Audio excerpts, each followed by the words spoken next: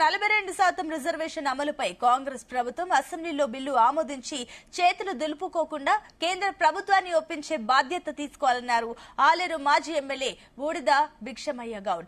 ఇక కాంగ్రెస్ పార్టీ గత ఎన్నికల్లో బీసీ డిక్లరేషన్ ఇవ్వడంతోనే అదులోకి వచ్చిందని, బీసీ కులగణన విషయంలో తప్పుల తడకగా చేపట్టిందని ఆరోపించారు. కోమటిరెడ్డి బ్రదర్స్ తమ స్వార్థం కోసమే రాజకీయాలు చేస్తారని, వారి వల్లనే తాను కాంగ్రెస్ పార్టీని వీడానంటున్న మాజీ ఎమ్మెల్యే బూడిద భిక్షమయ్య గౌడ్ తో మా నల్గొండ ప్రతినిధి Janaiah face to face. BC reservation 42% కల్పిస్తామంటూ బీసీ కులగణన చేపట్టినామని చెప్పి ఒక పక్క చెప్తుంది. కానీ బీసీ సామాజిక వర్గానికి సంబంధించిన నేతలు కావచ్చు, నాయకులు కావచ్చు, అమలు విషయంలో కాంగ్రెస్ ప్రభుత్వం ముందుకు ఎలా పోతుంది, అసలు కులగణన చేపట్టడమే తప్పుల తడకగా చేపట్టిందనే బీసీ సంఘాలు కావచ్చు, బీసీ నాయకులు మాత్రం ఆరోపిస్తున్న పరిస్థితి అయితే ప్రస్తుతం ఉంది. అయితే ఆలేరు మాజీ ఎమ్మెల్యే బూడిద భిక్షమయ్య గౌడ్ ప్రస్తుతం మనతో పాటు ఉన్నారు. చెప్పండి, అసలు అంటే కాంగ్రెస్ ప్రభుత్వం బీసీ డిక్లరేషన్ పేరుతోటి కులగణన చేపట్టినామని చెప్తున్నారు. 42% అసెంబ్లీ సాక్షిగా ఆమోదించాము అనేది చెప్తున్నారు. దీన్ని ఎలా చూడొచ్చు? అయితే మొట్టమొదటి నుంచి కూడా కాంగ్రెస్ పార్టీ ఇప్పుడు మొన్న ఎలక్షన్లకు ముందు కామారెడ్డి డిక్లరేషన్ మేము బీసీలకు 42% ఇస్తామని చెప్పినటువంటి మాట మనందరికీ కూడా తెలుసు. ఆ 42% ఇస్తా అని చెప్తే చాలా మంది బీసీలు, తర్వాత అనేక మంది తెలంగాణలో ఉన్నటువంటి మరి బడుగు బలహీన వర్గాలందరూ కూడా సరే 42% రిజర్వేషన్ వస్తుందని చెప్పి మాట ఇస్తున్నారు అనే అయితే ఓట్లు వేసిరు. కానీ ఓట్లయితే వేసిరు. ఓట్ల తర్వాత అసెంబ్లీలో కూడా ఏం చెప్పిండంటే రేవంత్ రెడ్డి చాలా ముగ్ధుగా ముచ్చట చెప్పిండు. పాలితులే పాలకులు కావాలి, నా ఆలోచన అంతా నేను బీసీలకు రిజర్వేషన్ 42% ఇస్తా అని చెప్పినటువంటి మాట మరి నిజంగా కూడా అందరం కూడా నమ్మిన వారే. అసెంబ్లీలో కూడా పాలితులే పాలకులు కావాలంటుండు, చాలా నిబద్ధతతో చేస్తాడేమని చెప్పాలంటే తర్వాత కాలంలో వచ్చేసరికి ఎలక్షన్ ఎట్టబెట్టాలని చెప్పి ప్రయత్నం చేసిండు. ఎలక్షన్ పెట్టాలి, 42% రిజర్వేషన్ వచ్చేటట్టు లేదు, ఎట్లా కోర్టులో అది నిబంధన ఉంది, 50% మించకుండా సుప్రీంకోర్టు ఇచ్చినటువంటి గైడ్ లైన్స్ ఉంది కాబట్టి నేను మళ్ళీ ఎలక్షన్లు పెడదామనే ఒక ప్రయత్నం చేస్తే అప్పుడు బీసీ సంఘాలు, బీఆర్ఎస్ పార్టీ చాలా గట్టిగా ఏదైతే ఎలక్షన్లో ఇచ్చినటువంటి మాటకు అన్ని గ్యారంటీలు ఇచ్చినట్టుగానే ఇది కూడా ఒక మాట చెప్పినావు, ఈ మాట చెప్పి ఆ 42% ఇవ్వకుండా ఇవాళ మోసం చేస్తున్నారని చెప్పి నిలదీస్తే అప్పుడు తట్టుకోలేక ఖచ్చితంగా మరి రేపు స్థానిక సంస్థలకు పోతే కర్రు కాల్చి వాత పెడతారని మళ్ళొక్కసారి ఏంటంటే మేము కులగణన చేస్తామని చెప్పి ఒక మాట చెప్పిండు. ఆ కులగణనలో తప్పుడు తడక నిజంగా అనేక అనుమానాలు దాంట్లో అవపడతాయి.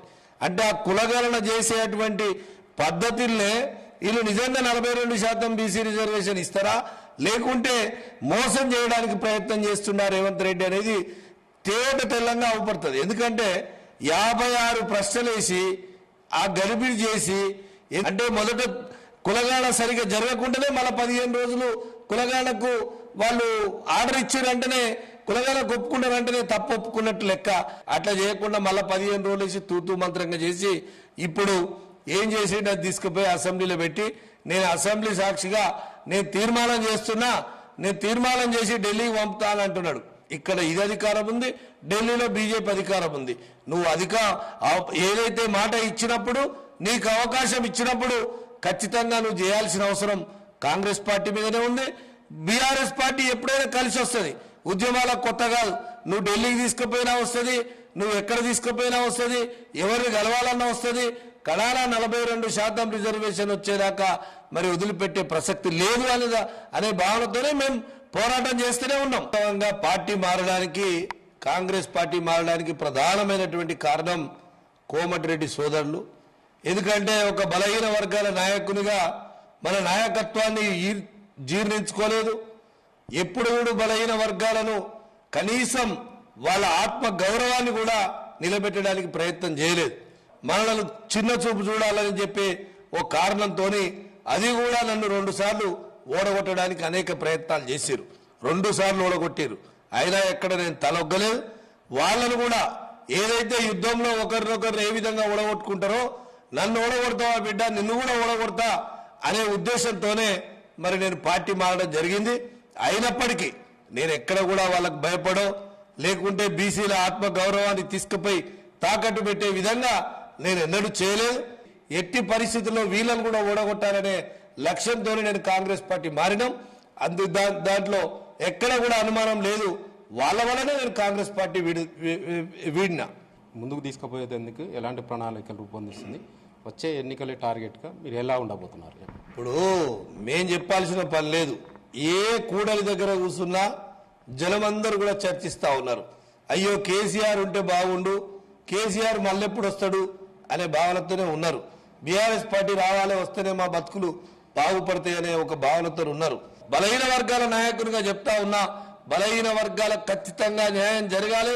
రేపు వచ్చే స్థానిక ఎన్నికలతో పాటు పార్లమెంట్ అసెంబ్లీ ఎన్నికల్లో కూడా దామాషా ప్రకారంగా ఖచ్చితంగా వాళ్ళ సీట్లు కేటాయింపు జరగాలని కోరుతా ఉన్నా.